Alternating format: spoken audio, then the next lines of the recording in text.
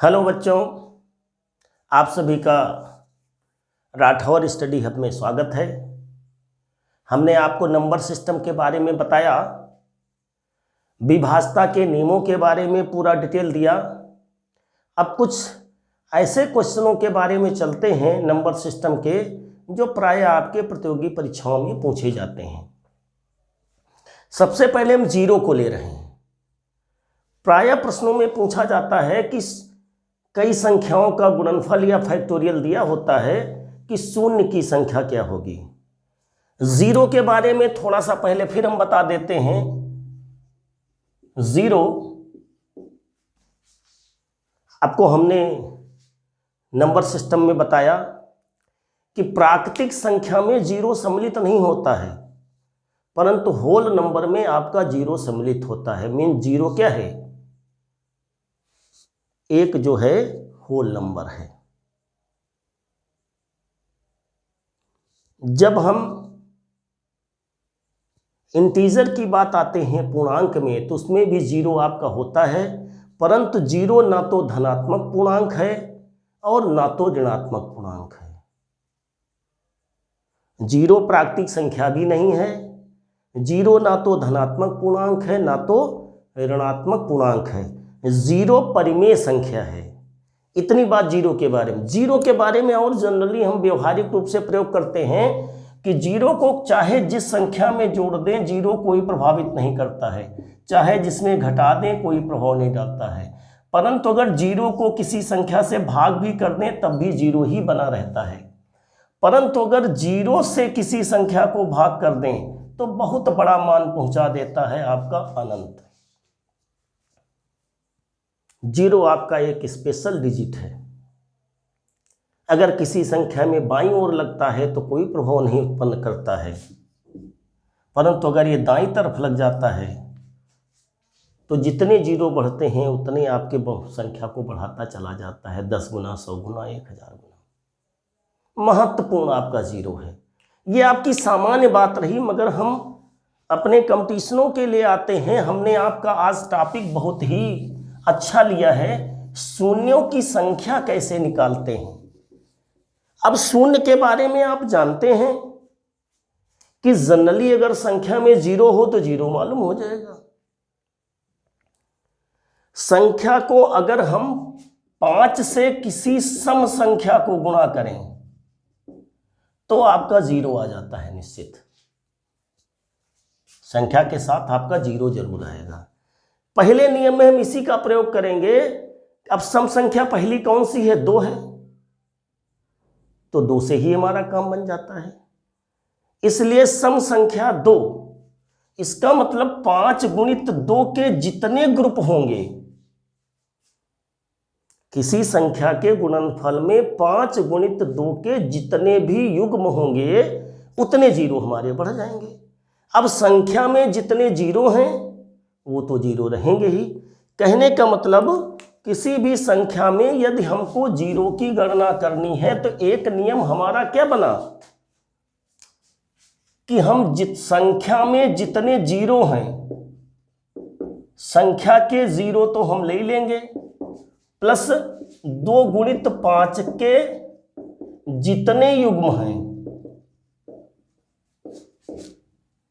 उतने शून्य आएंगे। बहुत ही सामान्य भाषा हमने बताया है आपको, कोई नियम या सूत्र नहीं है, ये एक ट्रिक है जीरो की गणना करने के लिए कि नमुक संख्या में कितने जीरो होंगे। तो पहले तो उसमें हम जीरो देख लेंगे जितने जीरो संख्या में होंगे, उसके बाद देखेंगे उसके गुणनखंड करके कि 2 और 5 के कितने युग्म बन रहे हैं, और उन युग्मों की संख्या जितनी होगी उतने जीरो और बढ़ जाएंगे। लेते हैं प्रश्नों में। अब आपको बात हमारी समझ में आ गई होगी। जैसे कि पहला प्रश्न हम लेते हैं आपका सामान्यतः 75 गुणित 76 गुणित 55, 75 गुणित 76 गुणित 55 गुणित 60 गुणित 25 गुणित 32। हमने ऐसी पहली संख्या ली, इसमें कोई जीरो नहीं। अब आप जनरली जीरो तो जान नहीं सकते हैं, इसका बेस्ट मेथड है कि हम सभी संख्याओं के 5 और 2 के, केवल हमके कौन से गुणनखंड चाहिए, 5 और 2 के गुणनखंड चाहिए। बाकी यहाँ पे गुणनखंडों से हमारा मतलब नहीं, क्योंकि हमको जल्दी से जल्दी कैलकुलेट करना होता है। तो देखिएगा 75 के हम कर लेते हैं, तो जैसे 5 से किए हमने तो 5 आ गया, 5 से किया तो 3, बस बात काम खत्म। फिर हम 76 ले लेते हैं तो 2 से करते हैं, 8 आ गया, फिर 2 से करते हैं 19 आ गया, 2 से मतलब इसमें 5 कोई नहीं आए। 55 को करते हैं, 5 से 11 आ गए। फिर हम 60 के गुणनखंड करते हैं तो 2 से पहले कर लेते हैं, फिर 5 से कर लेते हैं। फिर हम 25 के कर लेते हैं, मालूम है 25, ठीक है। 32 हमारा बचा, 32 के कर लेते हैं, 2 16, 2 8, 2 4, 2 2 और 2 1।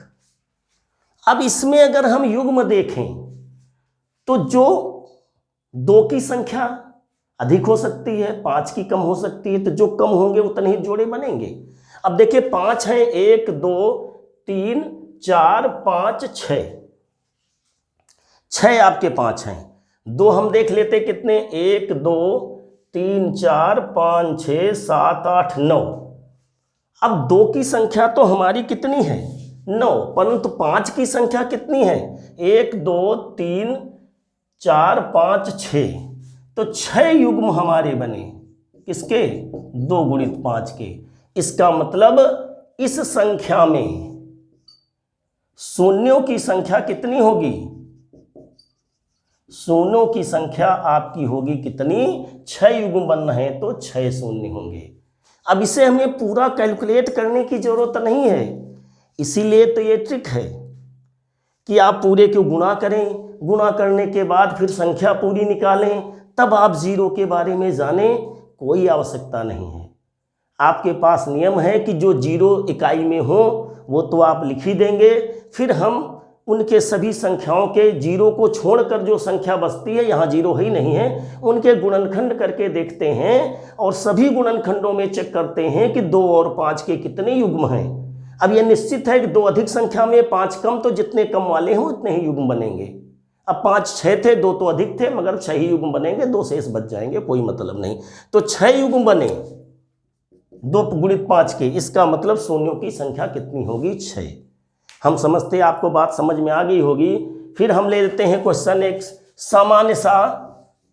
बच्चों आप क्लियर एकदम समझते चलिएगा, ये सब आपके यूपीएससी, पीसीएस, एसएससी सभी एग्जामों में जीरो की संख्या पूछी जाती है। अब आप ये डिस्टर्ब हो जाते हैं कि अरे भाई इतनी इतनी बड़ी संख्याओं को हम कैसे गुणा करके, कितना समय लगेगा तब हम जीरो निकाले, कैलकुलेटर तो यूज कर नहीं सकते हैं वहाँ पे।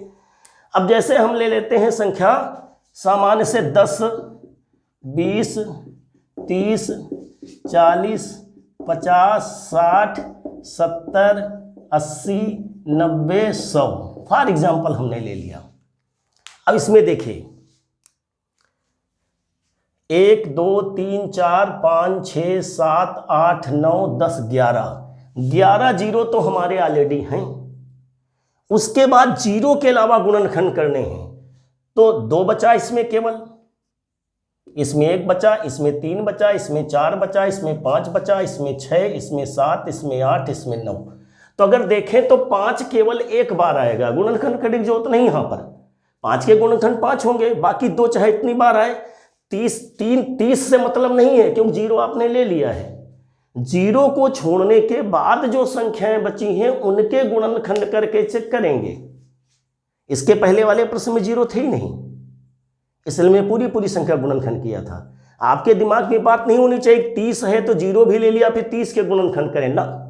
1 के, 2 के, 3 के, 4 के, 5 के तो क्लियर है, 5 एक बार मिल रहा तो 2 तो मिल ही रहा कई बार। इस तरह से 1 जीरो और बढ़ जाएगा 2 गुणित 5 युग्म का। इस तरह से टोटल जीरो कितने हो जाएंगे हमारे 12। Clear, no problem. और एक क्वेश्चन हम फॉर एग्जांपल ले लेते हैं, जैसे कि 15 गुणित 25 गुणित 35 गुणित 45 गुणित 55।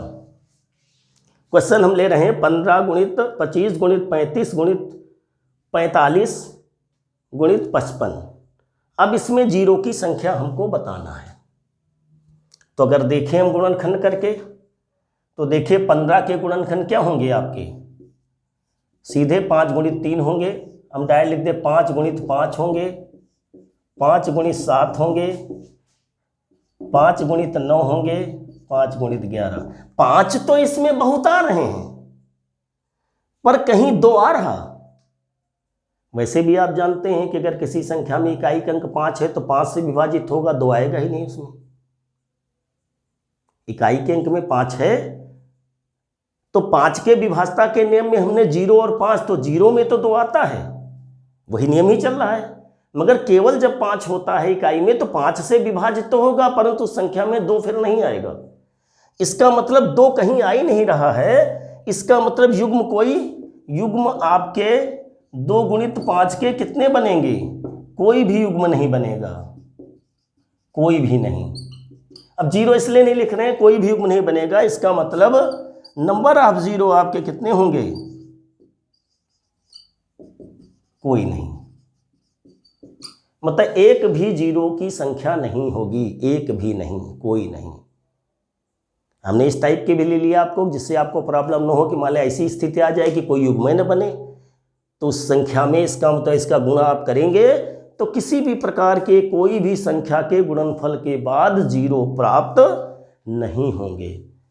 और जैसे फॉर एग्जांपल हम ले लेते हैं आपका 20, 40, 80, 60। एक और एग्जांपल हम ले लेते हैं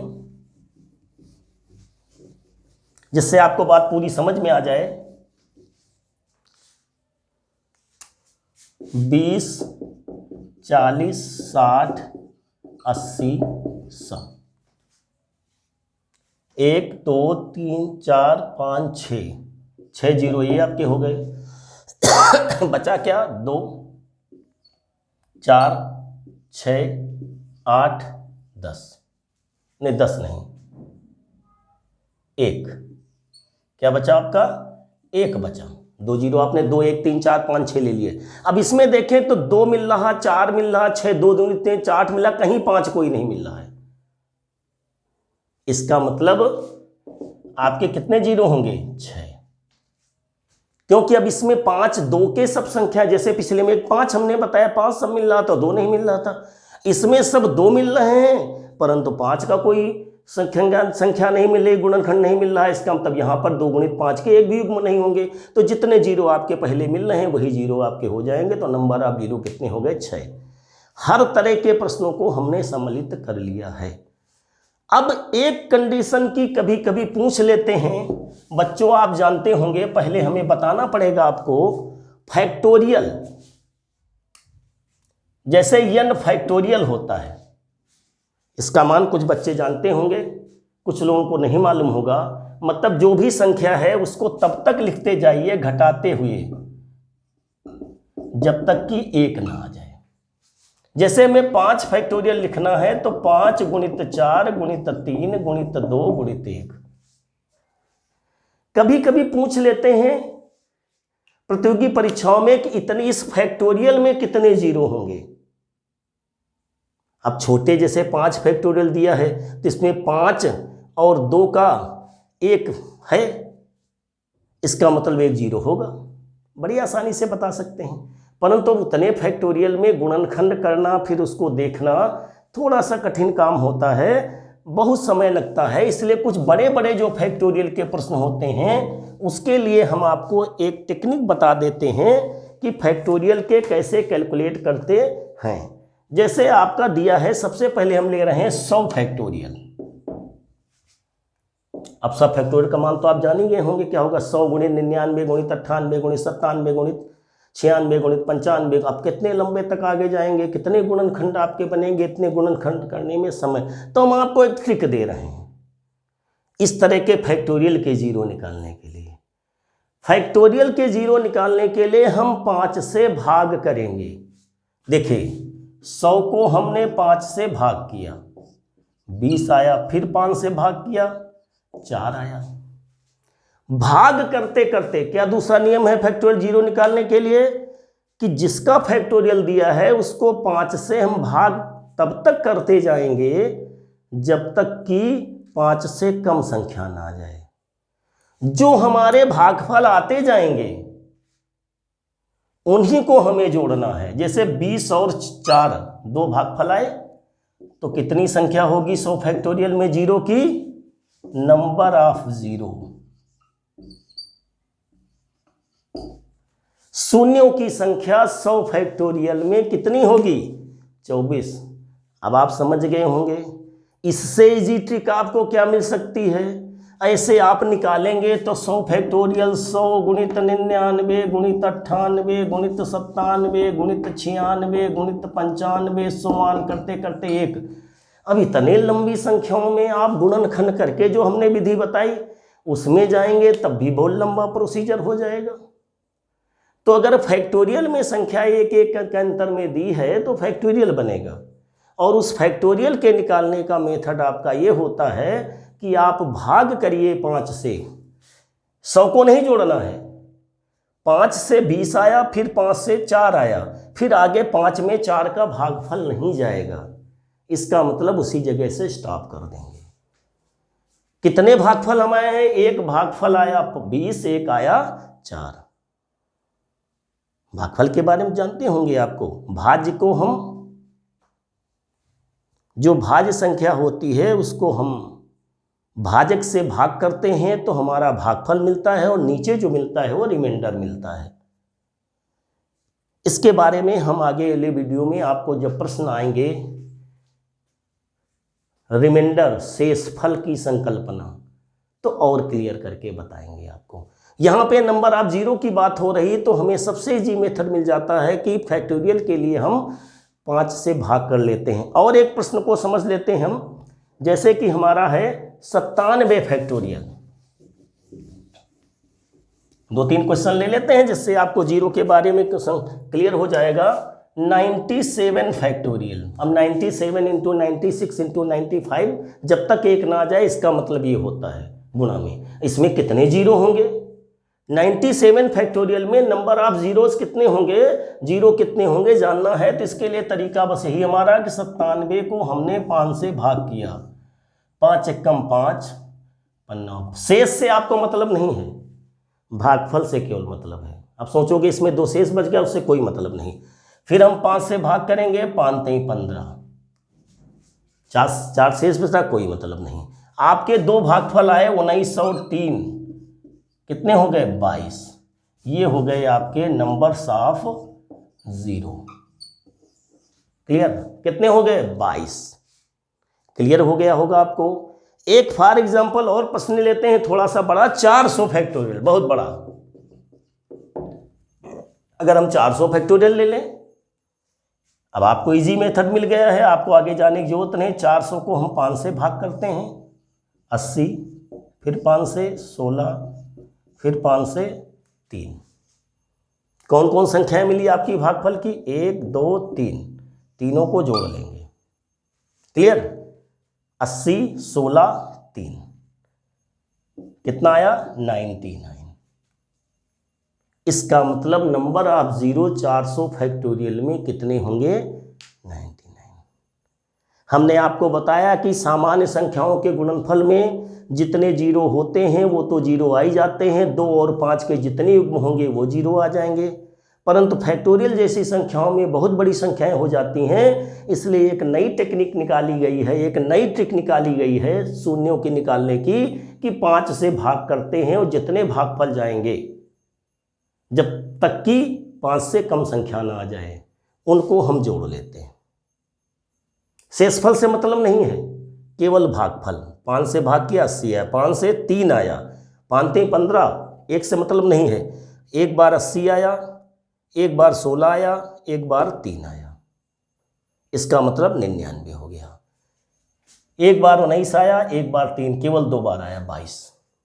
ऐसे ही आप नंबर ऑफ जीरोज निकाल लेंगे। अब आपको जो भी प्रश्न पूछे जाएंगे, चाहे सीसेट में पूछे जाएं, चाहे आपका एसएससी का एग्ज़ाम हो, चाहे आपका पीसीएस का हो। हम समझते हैं आपको हमारी बात समझ में आ गई होगी, आपको पूरी बात नंबर ऑफ ज़ीरो निकालने की क्लियर हो गई होगी। आप हमारे साथ जुड़े रहिए, हमारे चैनल को लाइक और सब्सक्राइब करते रहिए। अगले वीडियो में हम आपको यूनिट इकाई की संख्या निकालने के बारे में बताएंगे। थैंक यू, धन्यवाद।